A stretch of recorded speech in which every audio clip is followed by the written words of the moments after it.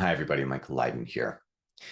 Today, I'm going to take you through this document called The Hidden Basis of Low Self-Worth by Bruce Ecker. And I'm going to talk about how the realization process practices can relate to some of the things that we're going to cover, some of the basis of low self-worth. So Bruce Ecker is one of the co-founders of coherence therapy. He's one of my mentors, somebody I go to for, you could say, supervision on different problems that people have. And you could say the central focus of coherence therapy is helping people understand, like integrate from their unconscious to their conscious mind, how having a symptom of suffering makes more sense to have than not have, at least according to one view of the world. Okay. Here's what that means. Let's say that somebody said something harsh or abrupt or mean to us in some way, critical, and all of a sudden, like it just gets us in the gut, right? And we have that kind of collapse response, or we go into shame, or we go into negative self-talk, or any of the above. So the power does, or you could say the power or the cause doesn't actually lie in that person's words. The cause is some part of us that feels specifically vulnerable to what that person is saying, right? And often the part that feels vulnerable to what that person is saying is out of conscious awareness, which means that, we can feel it. We can feel something in our mind body system that responds, but it's like we don't have the language for it. At least not yet. We couldn't quite articulate that in conscious awareness just yet. So that's what that means. And the part that feels vulnerable to somebody saying something negative or critical towards us, that is the part that has control over the symptom or the production of, going into that shame response.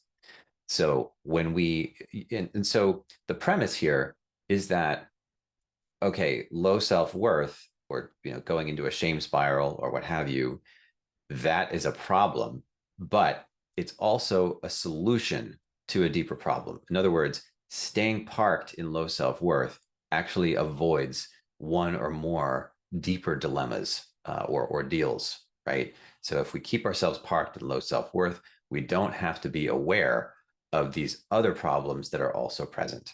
So I'm going to just read through this document bit by bit. I'm going to comment on it and, discuss how it works. Okay. So when people go into low self-worth, there's much more going on than their negative thoughts, feelings, or views about themselves. Turning negative towards yourself feels bad, but it very effectively avoids even worse sufferings and dilemmas. And that's why we do it. So this is important here because what I like to say in my classes and sessions with clients is that the source of our pain and suffering, right? Our emotional pain and suffering, things that are lodged in our system, that lives in the past. The cause lives in the present. So when we talk about why, we're talking about the cause. So turning negative towards yourself feels bad, but it very effectively avoids even worse sufferings and dilemmas. And that's why we do it in the present. Okay. So this understanding is the key to dispelling low self-worth at its very roots. There's full coherence outside of awareness, which means that, again, there's that part that it's like, well, I know that I have worth. I've had experiences or I've not just had experiences, but maybe even deep down, we've had, we have some experience of fundamental well-being or oneness with the divine. However, we would put it in our spiritual paradigm. We have knowledge that we're essentially good beings, right? We have that. And we still have something in us that responds to people's harsh criticism or responds to certain cues or events that we respond to by going into a shame spiral or feeling acutely bad in some way or feeling like we're unworthy or undeserving. Okay, so that makes sense. And the part of us that responds, so in a way where we go into that shame spiral, that is the part that knows what the problem is. That's the part that knows, okay, what is at stake here when somebody makes a harsh criticism? What is it that makes that specifically painful? Again, even if it's out of conscious awareness, that part of us knows. Okay, I'm just going to pause here for one more second to say one more thing. When we're talking about things that are out of conscious awareness, it's something like this. imagine that you are walking down the street and then you cross the street, and then all of a sudden a car starts coming towards you and you didn't see it before, right? And so your body already knows what it means that there's this giant piece of metal hurtling towards you, right? Or coming towards you down the road. Um, there's this giant piece of metal coming towards you, and it knows how you're vulnerable to that, and it knows what to do, right? Or it has a strategy as to what to do. And usually that's jump out of the way, right? Now, was any of this in verbal conscious awareness? No. We could articulate it in verbal conscious awareness, sure. But all of that is out of verbal conscious awareness. And so too are the means by which we survived as children, or throughout our adolescence, and on it goes. So we could say that there are knowings that are more felt than they are understood by the conscious mind. And so part of this process is making those underlying knowings and meanings about ourselves, others, in the world that really live at that somatic level. It's making them conscious. Okay. But always there's the assumption that all of this, any symptom that we have, is coherent, meaning that it makes sense, although it might be outside of conscious awareness. Okay. So the even worse sufferings and dilemmas eluded by going into self-negativity are listed below. Once you recognize which of these are true for you, you can begin finding different solutions to them and plunging into negative. You can begin finding different solutions to them than plunging into negativity towards yourself. Once you have found viable alternative solutions to all these dilemmas, you now solve or avoid with self-negativity. Your self-negativity won't be needed anymore, and so will stop arising. Okay. So basically what this is saying is that, there's a list of 15 common underlying reasons, not exhaustive, right? Common underlying reasons for having ourselves parked in low self-worth. Or you could say why low self-worth is sticky for some of us. So the even worse sufferings and dilemmas that are eluded or avoided, right? We avoid even worse sufferings and dilemmas by going into self-negativity. And those specific dilemmas are listed below. Once we recognize which of these are true for us, we can begin finding different solutions to them than plunging into negativity. So often, right, the way that this works is that there's a kind of elemental aspect of our being that's almost like a child, right? Even though we might be adults, we still have part of us that is kind of like that. And so what that means is that once that becomes fully conscious, it's almost like that elemental part of the mind, or child consciousness, whatever we want to call it. I usually just refer to it as this elemental part of our mind. It meets our normal adult conscious awareness, and it feels held. Like, once we have an integration of that part of the mind, this deeper part of the mind with our conscious awareness, there's often a spontaneous resolution right there, or at least we can have that be an adult decision where we decide to do something else about it, right? Because we can only resolve problems that we know that we have. Okay. So yeah, once you recognize which of these are true for you, you can begin finding different solutions to them than plunging into negativity towards yourself. Once you have found viable alternative solutions to all the dilemmas you now solve or avoid with self-negativity, your self-negativity won't be needed anymore and will stop arising. Okay, so that's another important piece here. So alternate solutions to all the dilemmas, not all the dilemmas on this worksheet, just all the ones that you identify as ones that pertain to you, right? So once you've found viable alternative solutions to those dilemmas that you have, that you now solve or avoid with self-negativity, your self-negativity won't be needed anymore, so it will stop arising. Okay, so again, this goes back to the notion that self-negativity is a problem, right? That's often, a lot of us come to therapy or therapy-informed coaching or other transformative work with this type of problem. And the real, the powerful reframe there is if it's sticky, somehow it's actually a solution to a deeper problem in the present, right? It's in the present. Okay.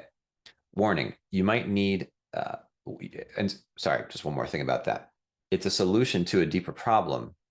And if the underlying problem is resolved, we will not need low self-worth as a solution, right? So it's almost like if you just didn't have a source of like water to go to, or like a reliable source of water, you'd be thirsty all the time. And like, how would I put this? Yeah. So feeling thirsty would be the problem. I don't know if this analogy is working. So let's say, okay, so you find the source of water, you're drinking it, okay, and you find this continuous source of water that never runs out. Okay, and so feeling thirsty, yeah, we could say feeling thirsty, in a sense, is part of the solution to finding water. And once we found water, to a reliable source of water to drink, we no longer need to feel thirsty. So that's hopefully a helpful analogy. Okay.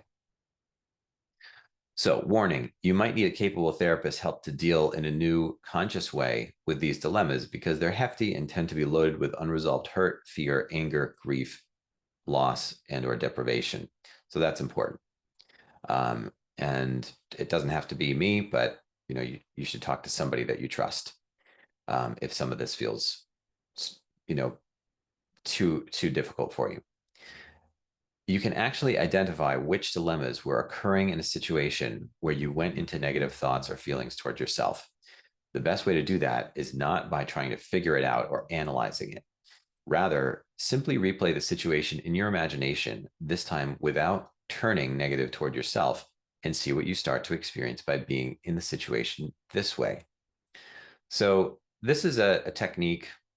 It probably goes by other names in different therapy systems, but in coherence therapy, it's called symptom deprivation, or sometimes schema deprivation. Okay. And what that means is that we are experiencing the same situation that we often experience. The only difference is that so you imagine a trigger, for example, that would normally get you into low self-worth. Let's say a parent says something harsh or judgmental, or a family member says something harsh or judgmental. And then you're there, and you can kind of feel that inclination towards collapsing or going into a shame spiral. Um, the way that I do this technique is I invite people to feel good about themselves first. Okay, so let's take a pause here and just do a little exercise. And this is realization process adjacent for sure, or realization process inspired. So I'm going to invite you to just rest into the internal space of your body.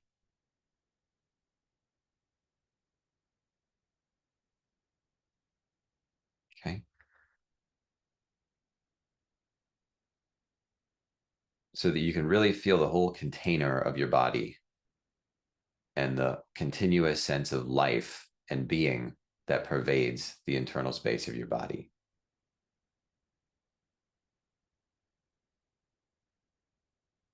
So we could say that if the body is like a light bulb, then we could say our beingness is what suffuses the light bulb from the inside.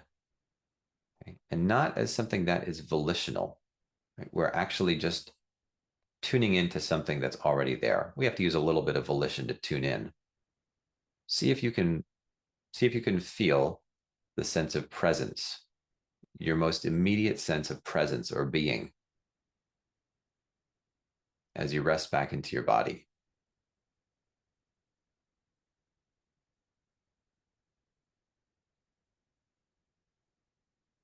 Okay. We might have emotions going on. We might have energies moving through our body and so forth. But as you tune in to your most immediate sense of being, how does that feel?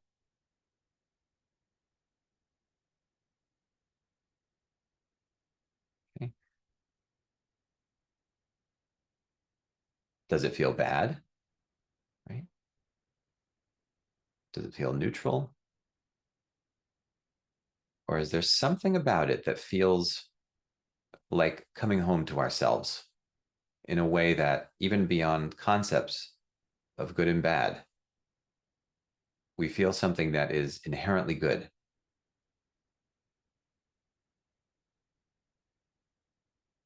See if you can stay in that space of just pure being and resting in and feeling the sense of pure beingness. As a pointer, if we rest back through the internal space of our body and we feel into a domain of being that is deeper than our thinking mind and deeper than the feeling movements that move through our mind-body system, the movements of perception, of thought, of energy, okay, blood, breath. We can feel a continuous sense of presence that suffuses and pervades the whole body that's deeper than that. And we could say that that is our sense of being, right? It's what's stable there in the background all the time. And it's not any particular being, really. It's just what we are.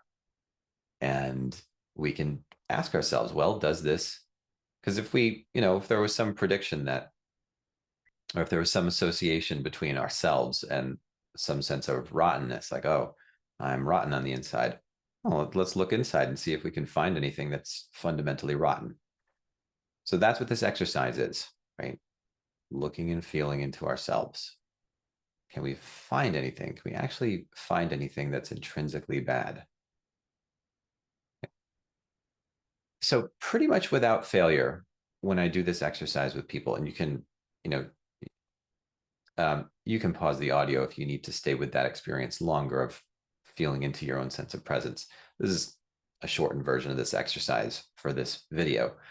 But basically, without failure, right? Everybody that I guide through this exercise can find that sense of fundamentally good, that sense of pure beingness and an immediate adjacent knowing to that immediate sense of beingness is the felt sense, the direct experience of fundamentally good, right?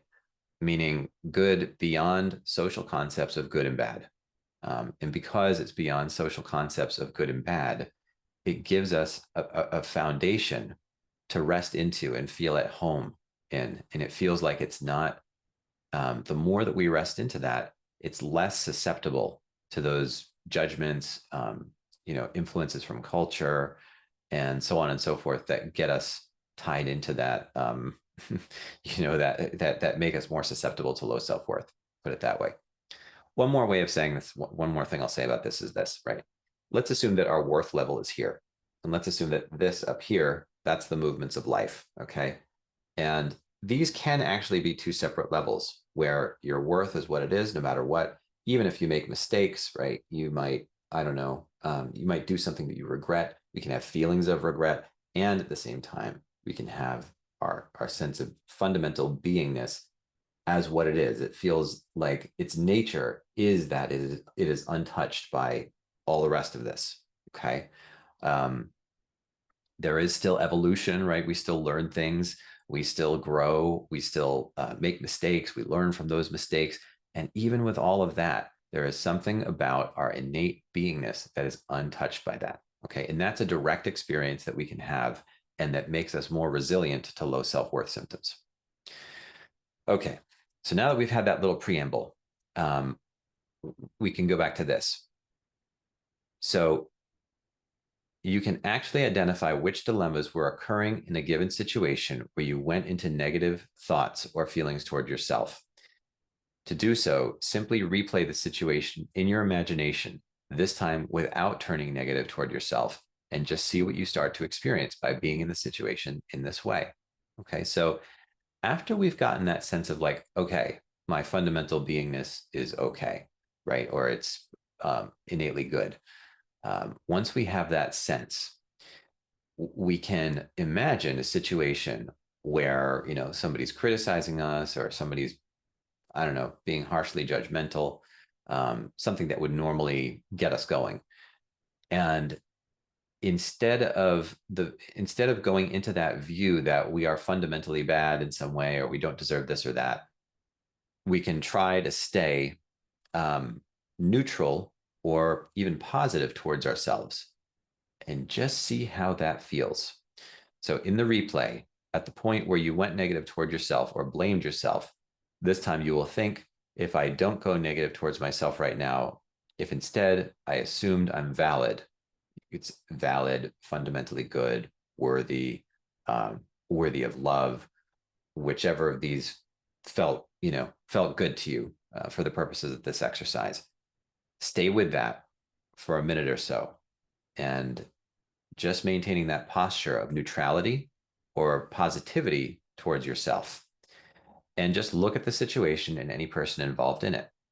How would you have to make sense of what happened if you don't go negative towards yourself? Another way that I ask this type of question is, how would it feel to you? How might the situation feel different to you if you did not hold that negative view towards yourself?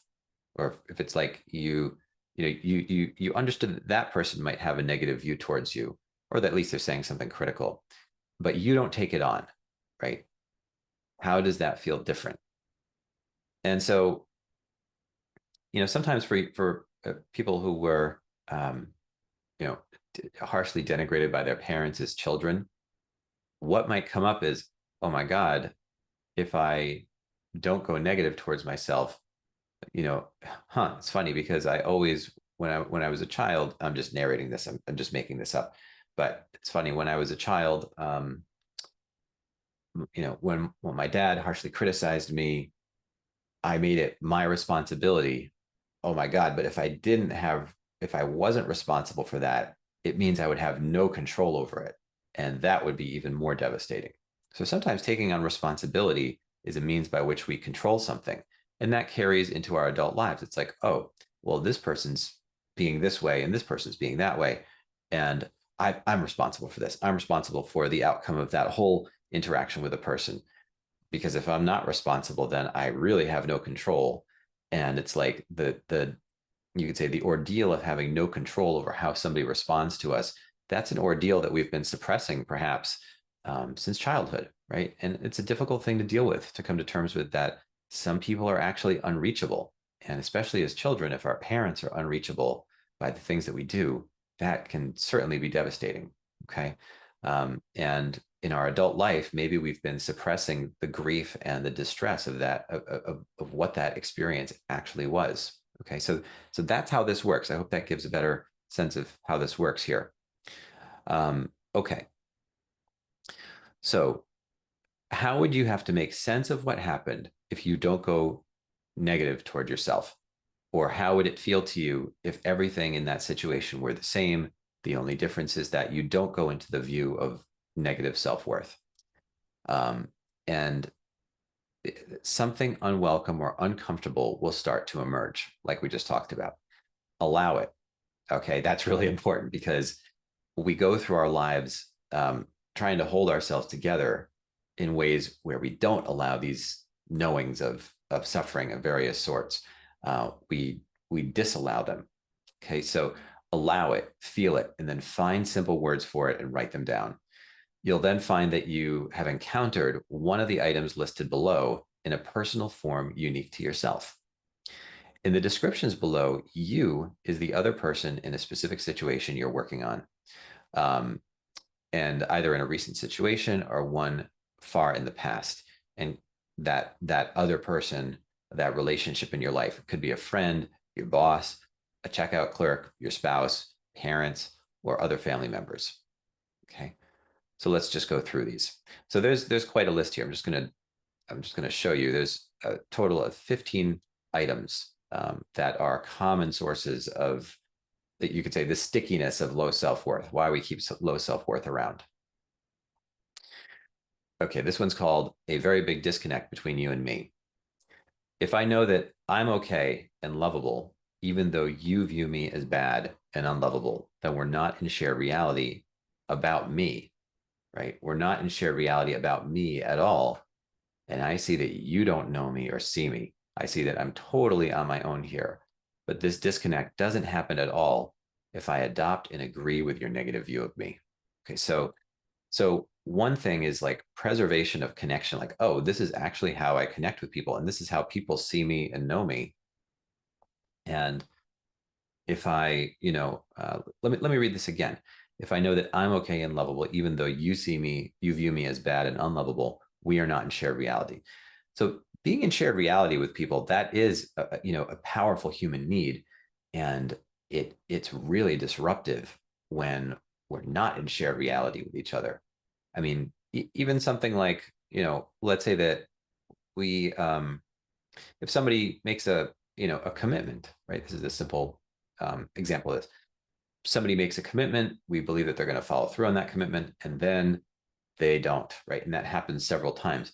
And so the shared reality that we were in at the time they made the commitment was that they were going to follow through on the commitment. And then when they don't, it's like, maybe this isn't the best example of that. A better example would be something like, if I don't know, let's say that you were friends with somebody for a while and they believed that, and then um, everything looked normal about them. And at one point, they start saying things like, "Oh, Michael, I noticed that you seemed like you were kind of, I don't know what the word be, maybe that I looked like I was in a hurry, right? I was in a hurry to get home, and it looked like I was in a hurry to get in my car, and then I got on my phone all of a sudden, and the way that you were doing that in a hurried manner, and it seemed like you had to have this really private conversation. I think that you might be working with the CIA, right? Okay, so if one of my friends said that to me, even though they're not really saying anything negative, right? In this case, we are not in shared reality anymore. That is very jarring, and that would be very distressing to me if one of my good friends said that, because then I would no longer be in an experience with them where we're in shared reality. Okay, so I hope that makes sense. Okay, that in and of itself is distressing, not being in shared reality with someone that we care about. Um, okay, we're not in shared reality at all, and I see that you don't know me or see me. I see that I'm totally on my own here, but this disconnect doesn't happen at all if I adopt and agree with your negative view of me. So really the dilemma is like, okay, I can feel good, and if that doesn't work for you, then I'm going to be on my own, and that's distressing, right? As children, we do this with our parents because we want them to be these kind of wise caretakers, and um, if they demonstrate that they don't have that ability to attune to us, we still want them to. And so we'll do things like go into low self-worth so that we can preserve that connection. As adults, we might do that with friends too, or we might do it with family. So that's this one. I hope that makes sense.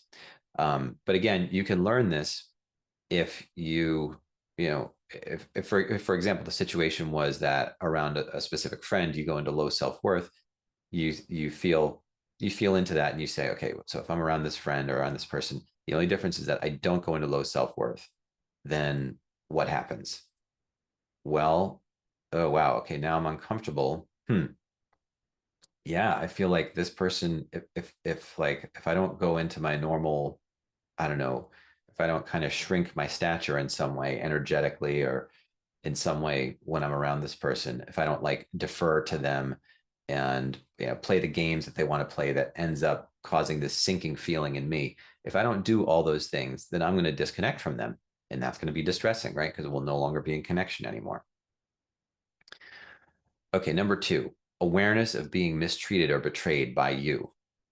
If I know I'm adequate and worthy, okay, even though you treat me like I'm not, then I realize that you are mistreating me, which shatters my good image of you. And that is a huge and frightening loss. So, this is, yeah, but this disturbing awareness of being mistreated never arises if I agree with you about me and think it's my fault and I deserved how you treat me. So, this again, this one is very common in childhood with children that have narcissistic caregivers or siblings, and it's like, yeah, it's like being being trapped with somebody like that is not a that's not a fun experience. So how do we mitigate the distress of that? we tell ourselves that it's different than what it is. Maybe we rationalize that that person is better than they are in some way.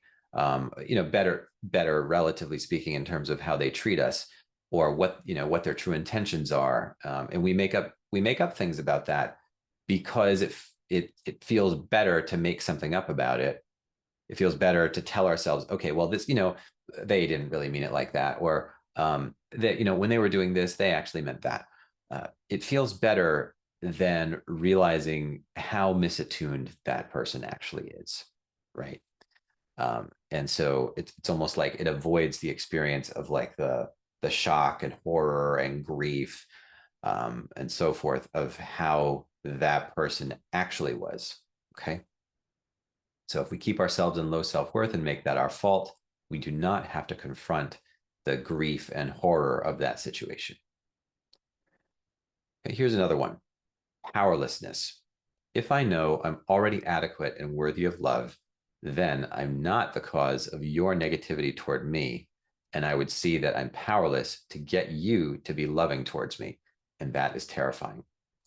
But this powerlessness never arises if I think that how you treat me is my fault and is deserved, because then it's possible for me to get you to love me and value me by improving myself and becoming worthy of positive treatment.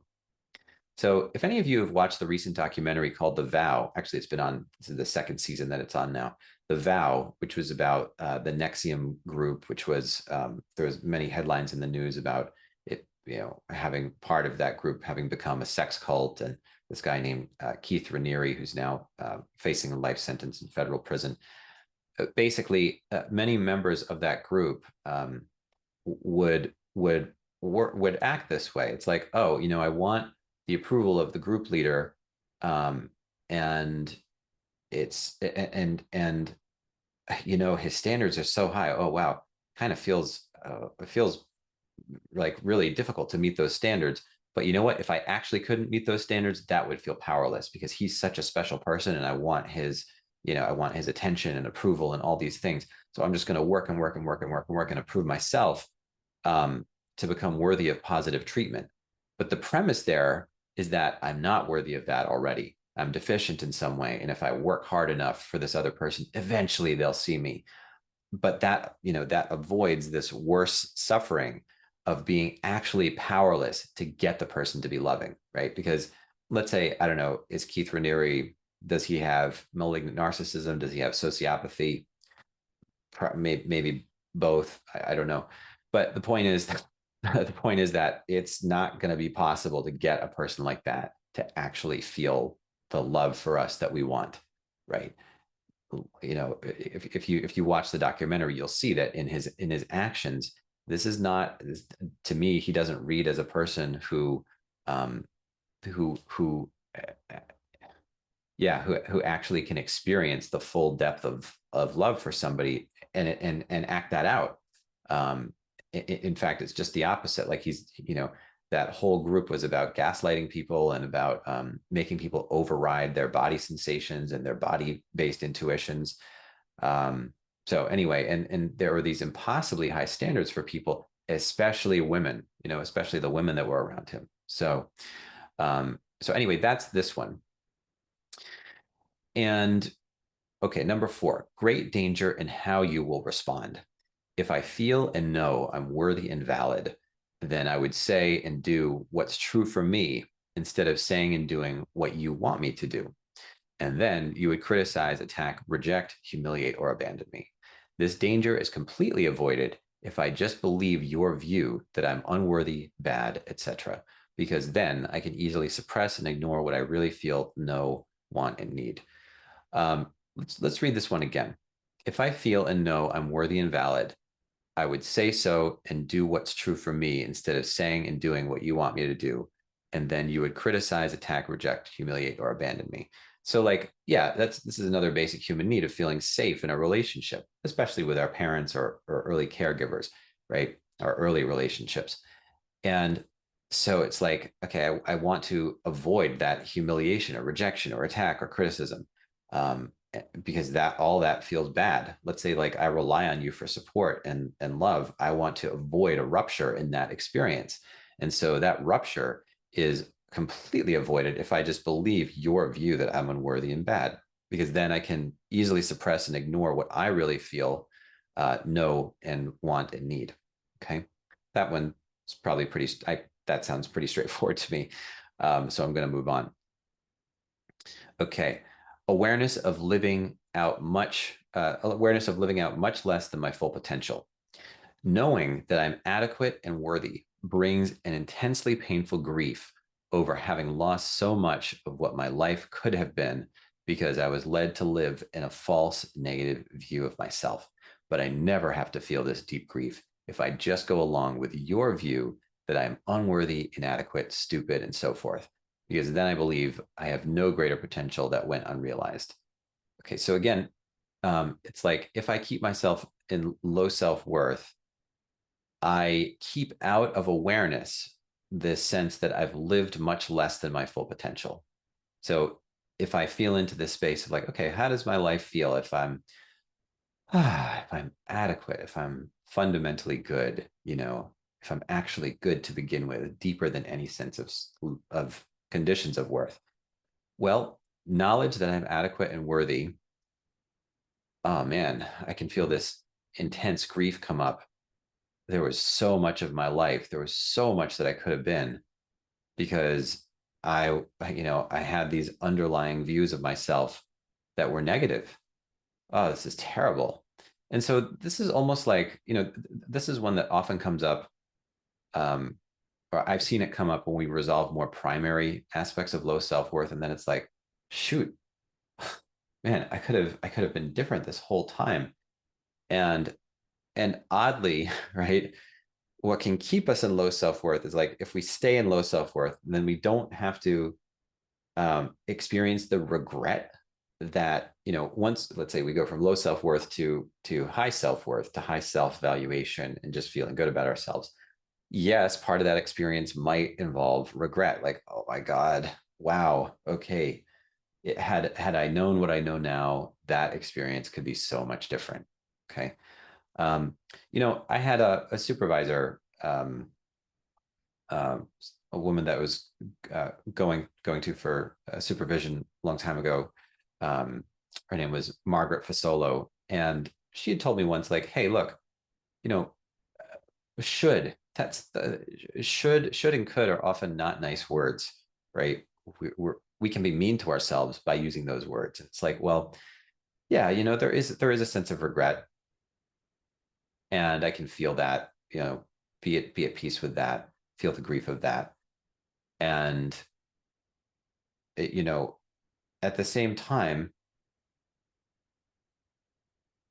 it is what it is, right? We are where we are. We can't go back into the past, and we can just be grateful that we know what we know now, right? And that's really all that we can do. And we can use the potential, like when we're in high self-worth territory, then we can actualize on our potential. So thank you, Margaret, for that. those shoulds and coulds.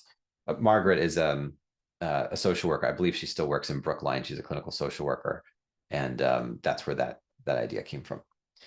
Okay. So awareness. Okay, we did that one. So number 6, ongoing vulnerability to failure, criticism, and rejection. If I see myself as capable and worthy, I have to go for it in life. But to really try for anything is to risk failing and proving that I am adequate. But there is no such risk if I assume you're right about me being incapable, stupid, and so forth, because then I don't have to try for anything, which keeps me safe from failing. Goals and achievement are not expected of a fundamentally incapable person. Yeah. So, I mean, this is one that might be adjacent to something more primary, like vulnerability. So what is it that makes us feel vulnerable to failure and criticism? Um, I don't know if in all cases that would be a primary type of dilemma. Well, in any case, let's just unpack this one. If I see myself as capable and worthy, I have to go for it in life. So seeing myself as capable and worthy means that I have to go for it. But to really try for anything is to risk really failing and proving. So the setup is this: if I fail, it proves or confirms my inadequacy. But there's no such risk if I assume that you're right about me being incapable, stupid, etc., because then I don't actually have to try for anything. So keeping myself in this held state of feeling stupid and incapable and blah blah blah, that that keeps me safe from failing, actually, right? I don't actually have to go for it in life, and that keeps me protected. So because if I'm an incapable person fundamentally, then goals and achievement aren't going to be expected of me, and I can do whatever with my life, and that won't be expected of me. So I hope that one makes sense. There's also, so this is number 7. And after this one, we're going to take a pause, and I'm going to go through 8 through 15 in a part 2 video. But here's this last one: the existential weight of self-responsibility for how my life goes. If I know I'm okay, I feel responsible for my life, and that's a scary and heavy burden. Seeing myself as fundamentally deficient keeps me off the hook from being responsible to build my life in the world, and it keeps me free of all the effort and uncertainty that self-responsibility brings. So let's read this one again. If I know I'm okay, I feel responsible for my life. Yep. And that's a scary and heavy burden. So we anticipate that that would be a scary, heavy burden. Seeing myself as fundamentally deficient keeps me off the hook from being responsible to build my life in the world, and keeps me free from all the effort and uncertainty that self-responsibility brings. So the effort and uncertainty here, a lot of time we think that effort is going to feel fundamentally bad, or like that uncertainty about something it fundamentally means that there's going to be something bad that happens as a result of that. And really, this is just one of those things where I believe life experience, like just, we have to have, some volition to do things in life. And sometimes, a good amount of volition to do things in life, and to actualize, to actualize our purpose in life. And by purpose in life, I don't mean like, it's like some scroll that's going to drop down from heaven and tell you, like, how to set up your day, and how, what you need to do this year. Those are all things that, we determine for ourselves, and they're flexible. There's a lot of there's a lot of freedom, but at the same time, there is something that a lot of us feel called to do, right, in this life. We have some innate potential, and there are things that we find that we're the most drawn to on a being level or a soul level, and those things that we feel the most drawn to, and that sort of give us the most juice and meaning, that's what we're talking about with a life purpose. We're not talking about something that comes, externally down from heaven on a scroll. In any case, so seeing myself as fundamentally deficient keeps me off the hook for being responsible to build my life in the world, and keeps me free of all the effort and uncertainty that self-responsibility brings. So really, maybe another aspect of this is the fear, like some anticipatory anxiety and fear that being responsible is actually going to feel bad, right? And it does take some life experience to know that, oh, hey, actually responsibility, that just means power. If I'm responsible for something, then that means I'm empowered about that thing. So there have been plenty of times in my life where I'm just like, oh my God, this relationship, that relationship, what am I what am I going to do about this? Wrong question. The right question is, not the wrong framing is that relationship is the problem, and the right framing is that I'm the problem, right? Because what am I doing to, let's say, tell myself that, oh, this thing that this person does isn't that bad, or doing something like having to, I guess having to gloss over things that the other person does, or wanting the relationship to be something other than it is. And so, if I am responsible for that, right, then I can just say, okay, well, if I just kind of like let my gut feelings tell me how this relationship is, how is it? Okay, it's like this, like that, but boom, but boom, but boom. And then it's like, oh wow, I was really trying I was really trying to cover that up to make things easier to manage, but in the end it didn't make it easier to manage. I was just lying to myself, right? So that's, so that's how responsibility relates to power, which relates to, being liberated from something, being liberated from, a relationship that's toxic in certain ways, or that doesn't work for us. I hope that makes sense. But basically, if we reframe responsibility as a form of power, the ability to respond literally, then that can be quite helpful. Okay. So we're going to pause on number 7 here, and this will be part 1, and it will be to be continued in part 2, where we'll go through numbers 8 through 15. Okay. Thanks, everyone.